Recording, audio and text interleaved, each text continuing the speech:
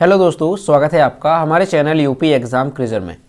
दोस्तों, आज के वीडियो में हम 8 मार्च से संबंधित उत्तर प्रदेश के सभी एग्ज़ाम्स के लिए मोस्ट इम्पोर्टेंट करंट अफेयर के क्वेश्चंस को डिस्कस करेंगे और हर एक क्वेश्चन से रिलेटेड आपको फैक्ट भी बताएंगे। और वीडियो के अंत में हम आपसे क्वेश्चन भी पूछेंगे जिसका जवाब आपको कमेंट बॉक्स में देना है। और अगर आपको इसकी PDF डाउनलोड करनी है तो इसकी PDF आप हमारे टेलीग्राम ग्रुप से डाउनलोड कर सकते हैं। टेलीग्राम ग्रुप की लिंक आपको वीडियो के डिस्क्रिप्शन में मिल जाएगी। तो चलिए शुरू करते हैं। आज का सेशन शुरू करने से पहले हम कल के क्वेश्चंस का रिवीजन करेंगे। कल का पहला क्वेश्चन है, IIT कानपुर के पूर्व छात्र प्रोफेसर दीपक धर को वर्ष 2022 के लिए किस पदक से सम्मानित किया जाएगा? इसका जो करेक्ट आंसर है वो है ऑप्शन नंबर ए, बोल्ट्जमान पदक से। अगला क्वेश्चन है, अलीगढ़ स्थित अलीगढ़ मुस्लिम विश्वविद्यालय के सिटी स्कूल का नाम बदल करके किसके नाम पर होगा? इसका जो करेक्ट आंसर है वो है ऑप्शन नंबर सी, राजा महेंद्र प्रताप सिंह के नाम पर।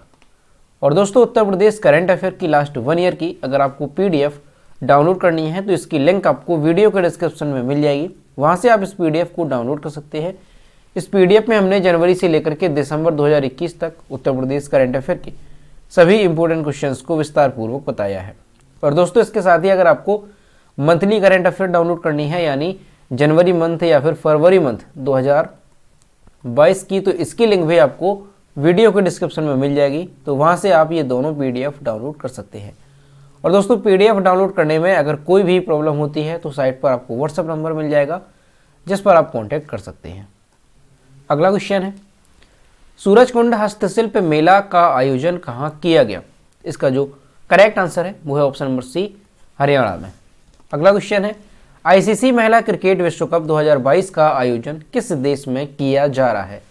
इसका जो करेक्ट आंसर है वो है ऑप्शन नंबर बी, न्यूजीलैंड में। अगला क्वेश्चन है, फाइनेंशियल एक्शन टास्क फोर्स ने हाल ही में किस देश को अपनी ग्रे लिस्ट में शामिल किया है? इसका जो करेक्ट आंसर है वो है ऑप्शन नंबर सी, संयुक्त अरब अमीरात को। अगला क्वेश्चन है, निम्न में से किस मंत्रालय ने हाल ही में विश्व के सबसे बड़े शहरी स्वच्छता सर्वेक्षण का लगातार 7वां संस्करण शुरू किया है? इसका जो करेक्ट आंसर है वो है ऑप्शन नंबर डी, आवास और शहरी मामलों के मंत्रालय ने। अगला क्वेश्चन है, किस पुरस्कार से सम्मानित एलन वॉलब्रिज लैड जूनियर का निधन हुआ? इसका जो करेक्ट आंसर है वो है option number B, Oscar award से।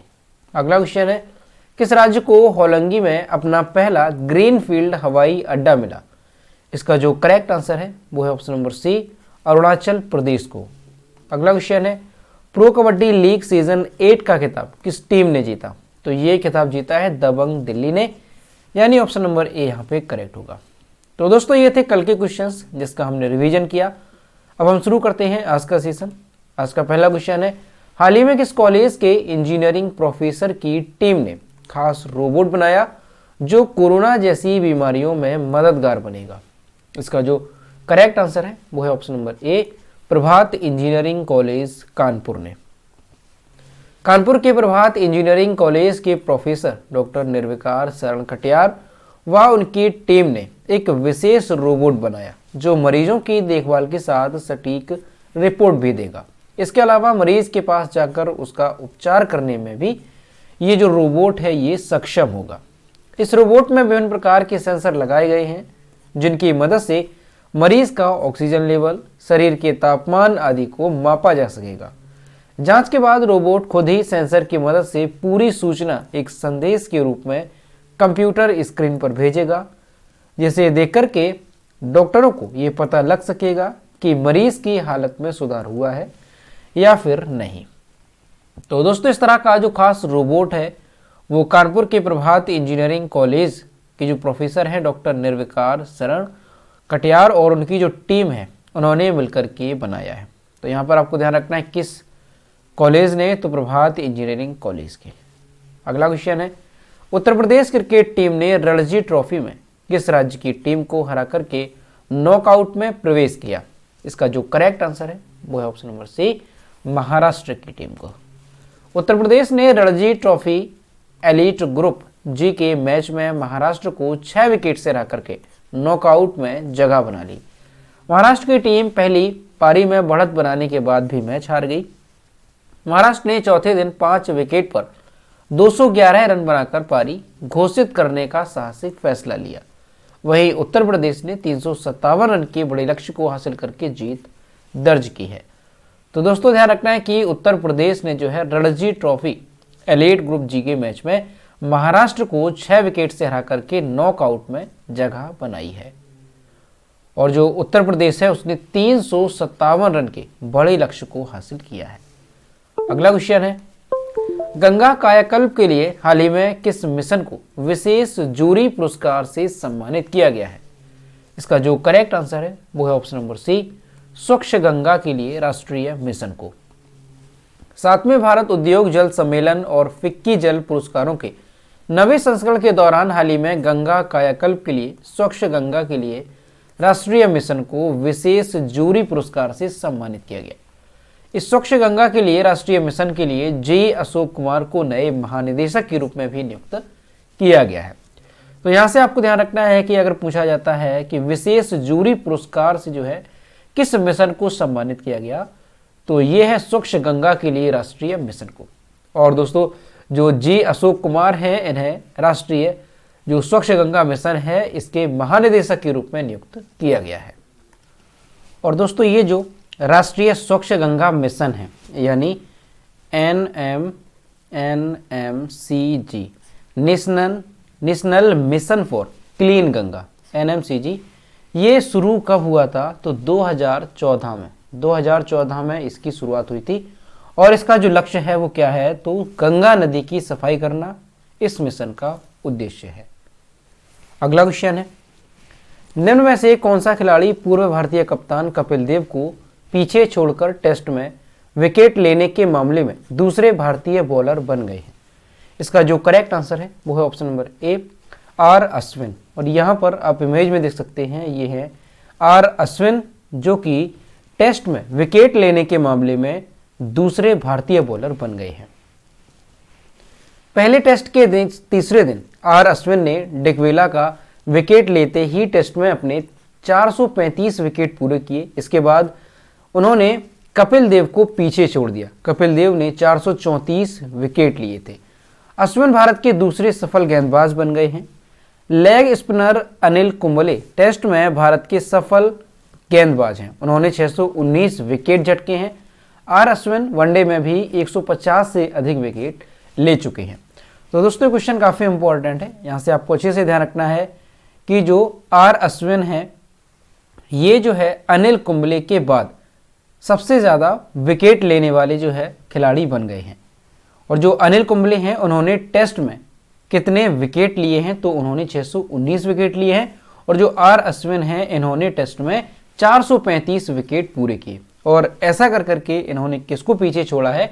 तो कपिल देव को इन्होंने पीछे छोड़ा है जिन्होंने 434 विकेट लिए थे। अगला क्वेश्चन है, अंतर्राष्ट्रीय महिला दिवस कब मनाया जाता है? इसका जो करेक्ट आंसर है वो है ऑप्शन नंबर बी, 8 मार्च को। अंतर्राष्ट्रीय महिला दिवस यानी इंटरनेशनल वुमेन्स डे हर साल 8 मार्च को विश्व भर में मनाया जाता है। इस दिवस को पहली बार अमेरिका के न्यूयॉर्क शहर में 28 फरवरी 1909 को मनाया गया था। ये जो दिवस है ये क्यों मनाया जाता है? तो ये जो दिवस है ये राजनीतिक, सामाजिक, आर्थिक और सांस्कृतिक विकास में महिलाओं की भागीदारी को बढ़ावा देने के लिए मनाया जाता है।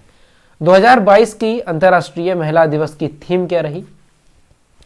तो 2022 की जो थीम है वो है gender equality today for a sustainable tomorrow, यानी स्थायी कल के लिए लैंगिक समानता जरूरी है। ये 2022 के अंतर्राष्ट्रीय महिला दिवस की थीम रही।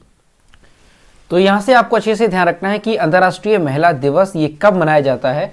तो 8 मार्च को ये दुनिया भर में मनाया जाता है। और दोस्तों ये जो दिवस है ये मोस्ट इंपॉर्टेंट है। कई बार एग्जाम्स में पूछा गया है कि अंतर्राष्ट्रीय महिला दिवस कब मनाया जाता है। तो यहाँ से आपको अच्छे से ध्यान रखना है कि 8 मार्च को ये दिवस मनाया जाता है। दोस्तों इसके इतिहास में अगर देखा जाए कि ये जो दिवस है ये कब से मनाया जा रहा है, तो 8 मार्च 1975 से ये प्रत्येक साल मनाया जा रहा है। और दोस्तों अमेरिका में सर्वप्रथम सोशलिस्ट पार्टी के आह्वान पर महिला दिवस मनाने का जो प्रस्ताव है वो रखा गया था। और इस दिवस को पहली बार 28 फरवरी 1909 में मनाया गया था। 28 फरवरी 1909 में इसे पहली बार मनाया गया था। इसके बाद साल 1910 में सोशलिस्ट इंटरनेशनल के एक सम्मेलन में इसे अंतर्राष्ट्रीय दर्जा देने की बात कही गई थी। तो ये है यहाँ पर अगर आपसे पूछा जाता है कि ये इस दिवस को जो है सबसे पहली बार कब मनाया गया था, तो साल 1909 में 28 फरवरी को मनाया गया था। इसके बाद 1910 में इसे जो है अंतर्राष्ट्रीय दर्जा देने की बात कही गई। और अगर देखा जाए कि हर साल जो है लगातार ये कब से मनाया जाने लगा, तो 8 मार्च 1975 से ये प्रत्येक साल मनाया जा रहा है। अगला क्वेश्चन है, हाल ही में पुणे मेट्रो रेल परियोजना का उद्घाटन किसने किया? इसका जो करेक्ट आंसर है वो है ऑप्शन नंबर सी, प्रधानमंत्री नरेंद्र मोदी ने। भारत के प्रधानमंत्री नरेंद्र मोदी ने 6 मार्च 2022 को पुणे मेट्रो रेल परियोजना का उद्घाटन किया और पुणे मेट्रो में अपनी 10 मिनट की सवारी के दौरान मेट्रो कोच के अंदर मौजूदा विकलांग दृष्टिहीन छात्रों के साथ बातचीत भी की। पुणे मेट्रो रेल परियोजना को कुल 11,420 करोड़ रुपए की लागत से बनाया गया है। इसकी कुल लंबाई 33.2 किलोमीटर और 30 स्टेशन है। पुणे मेट्रो देश की पहली मेट्रो परियोजना है जिसमें एल्यूमिनियम बॉडी कोच है। ये बात यहाँ पे ध्यान रखनी है, जो भारत सरकार की मेक इन इंडिया नीति के तहत स्वदेशी रूप से निर्मित है। तो दोस्तों अभी जो है भारत के प्रधानमंत्री श्री नरेंद्र मोदी ने जो है 6 मार्च 2022 को पुणे मेट्रो रेल परियोजना का उद्घाटन किया। दोस्तों ये जो पुणे मेट्रो रेल परियोजना है ये कितनी लंबी है, यानी इसकी लंबाई कितनी है, तो 33.2 किलोमीटर इसकी लंबाई है। और दोस्तों ये जो मेट्रो रेल परियोजना है ये खास है, क्यों? क्योंकि ये देश की पहली मेट्रो परियोजना है जिसमें एल्यूमिनियम बॉडी कोच है, जो कि भारत सरकार की मेक इन इंडिया नीति के तहत स्वदेशी रूप से निर्मित है। तो ये बात भी यहाँ पे आपको ध्यान रखनी है। और दोस्तों अगर आपको इस वीडियो का ऑडियो रिवीजन करना है तो इसके लिए आप खबरी ऐप पर जुड़ सकते हैं। खबरी ऐप पर आपको कैसे जुड़ना है, तो सबसे पहले आपको गूगल प्ले स्टोर पर जाना है और वहाँ पर आपको खबरी एप्लीकेशन डाउनलोड करना है। डाउनलोड करने के बाद आपको इंस्टॉल करना है और उसके बाद आपको इस वीडियो के डिस्क्रिप्शन में जो लिंक दी गई है ऑडियो रिवीजन करके, उस पर आपको क्लिक करना है। जैसे ही आप लिंक पर क्लिक करेंगे तो आप खबरी एप्लीकेशन पर पहुंच जाएंगे और वहां पर आपको एक शो करेगा यूपी एग्जाम क्रेजर के नाम से चैनल, तो उस पर आपको क्लिक कर देना है और उसके बाद जो है आप वहां पर उसे फॉलो करेंगे, जिसके बाद आप रेगुलर जो डेली करंट अफेयर का ऑडियो है उसे आसानी से सुन सकेंगे और 3 से 4 मिनट के अंदर ही आप इसका जो रिवीजन है वो कर सकेंगे। तो सभी लोग खबरी एप्लीकेशन पर जरूर जुड़ें। अगला क्वेश्चन है, 6 क्रिकेट विश्व कप में भाग लेने वाली पहली महिला क्रिकेटर कौन बनी?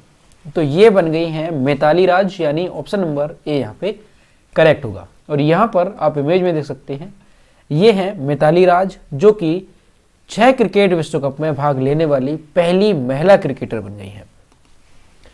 भारतीय महिला क्रिकेटर कप्तान मिताली राज 6 विश्व कप में भाग लेने वाली पहली महिला बन गई है। वह सचिन तेंदुलकर और जावेद मियांदाद के बाद 6 विश्व कप खेलने वाली कुल मिलाकर तीसरी क्रिकेटर है। वह कब कब उन्होंने जो है विश्व कप में भाग लिया है, तो 2000 में, इसके बाद 2005 में, 2009, 2013, 2017 और अब 2022 में आईसीसी महिला क्रिकेट विश्व कप स्पर्धाओं में खेल चुकी हैं। आईसीसी महिला क्रिकेट विश्व कप 2022 का जो आयोजन है वो न्यूजीलैंड में हो रहा है। तो दोस्तों ये क्वेश्चन मोस्ट इंपॉर्टेंट है, इसे आपको अच्छे से ध्यान रखना है कि अगर आपसे पूछा जाता है कि 6 विश्व कप में भाग लेने वाली पहली महिला खिलाड़ी कौन बन गई, तो ये बन गई है मिताली राज। ठीक है, और यहाँ पर आपको ध्यान रखना है, अगर ये पूछा जाए कि महिला और पुरुषों में दोनों में मिलाकर के देखा जाए तो मिताली राज जो है ये तीसरी क्रिकेटर बन गई हैं जिन्होंने 6 विश्व कप में भाग लिया। इनसे पहले जो है सचिन तेंदुलकर और जावेद मियांदाद, इन्होंने 6 विश्व कप में हिस्सा लिया था। ठीक है, अगर महिला की बात की जाए तो ये पहली महिला खिलाड़ी बन गई हैं। अगला क्वेश्चन है, भारत के पहले स्वदेशी फ्लाइंग ट्रेनर हंसा एनजी ने समुद्र स्तर का परीक्षण कहां पूरा किया? इसका जो करेक्ट आंसर है वो है ऑप्शन नंबर बी, पुडुचेरी में। भारत के पहले स्वदेशी रूप से विकसित फ्लाइंग ट्रेनर हंसा एनजी ने पुडुचेरी में समुद्र स्तरीय परीक्षणों को सफलतापूर्वक पूरा किया। हंसा एनजी को 19 फरवरी को बेंगलुरु से पुडुचेरी के लिए उड़ाया गया था, जिसमें 155 किलोमीटर प्रति घंटा की गति से 1.5 घंटे में 140 समुद्री मील की दूरी तय की गई थी। समुद्र के स्तर के परीक्षणों का उद्देश्य हैंडलिंग गुणों, चढ़ाई, क्रूज प्रदर्शन, बाल्डो लैंडिंग, सकारात्मक और नकारात्मक जी सहित संरचनात्मक प्रदर्शन, बिजली संयंत्र और अन्य प्रणालियों के प्रदर्शन का मूल्यांकन करना है।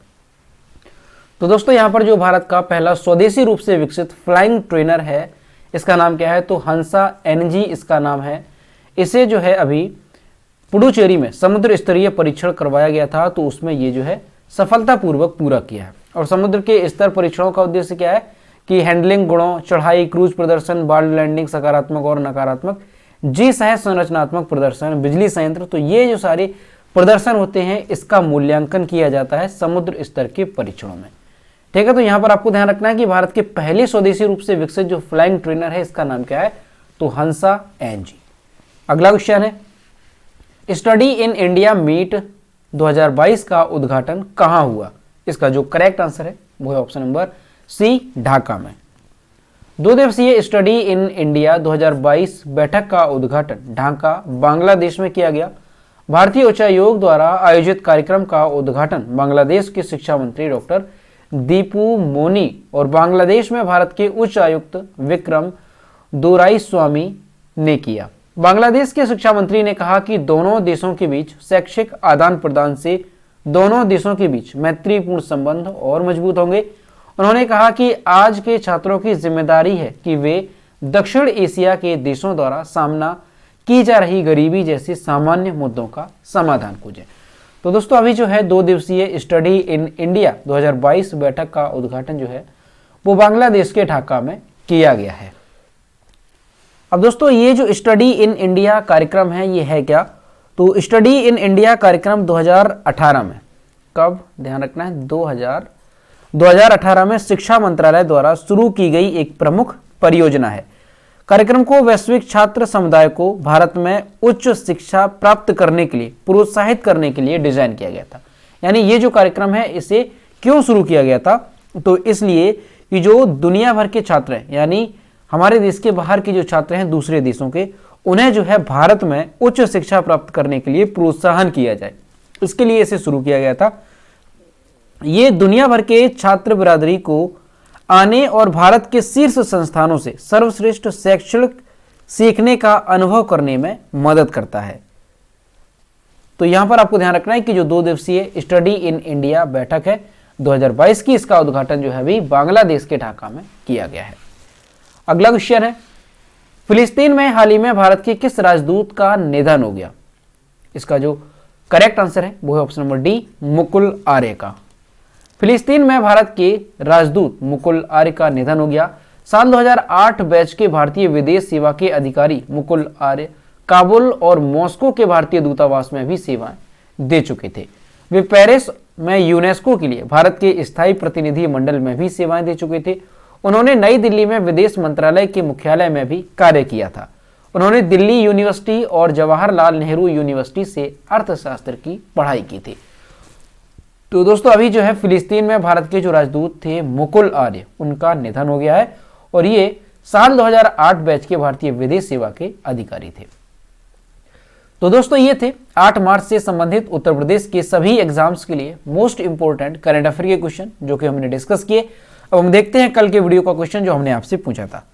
तो ये है कल के वीडियो का क्वेश्चन जो हमने आपसे पूछा था, 58वीं सीनियर राष्ट्रीय शतरंज चैंपियनशिप कहां आयोजित कराई गई?